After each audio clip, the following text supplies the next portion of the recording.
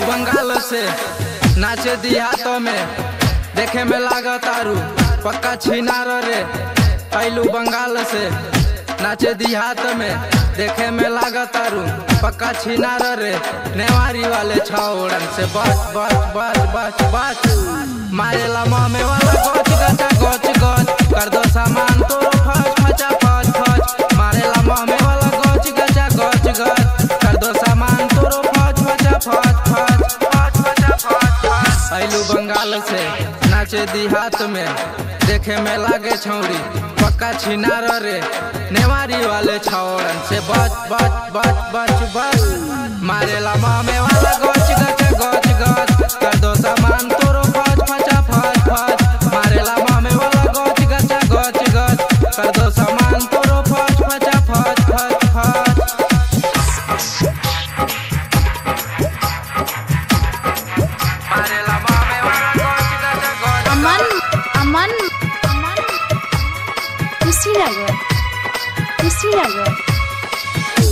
पीपी के महुआ के रसा बाड़े सन पगलायल तोरा के चूस जही चूसे रसमलाई। पीपी के महुआ के रसा बाड़े सन पगलायल तोरा के चूस जही जैसे चूसे रसमलाई। तोरा से बड़ छै हमरो सामन है तोरा से बड़ छै हमरो सामन रे बड़ छै हमरो सामन रे। राकेश से मिली है तू करी है ले बात रे सुरता कहेला के रोजो तू है रे।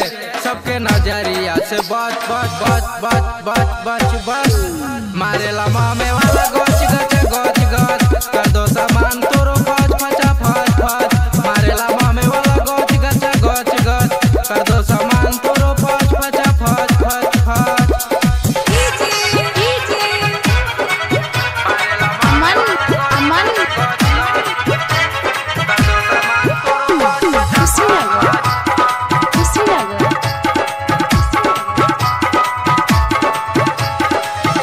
बल्ला से मिलबू तो जईबू ठंडाई पल भर में तोड़ दे तो भीतर के ताला पल भर में तोड़ दे तो भीतर के ताला।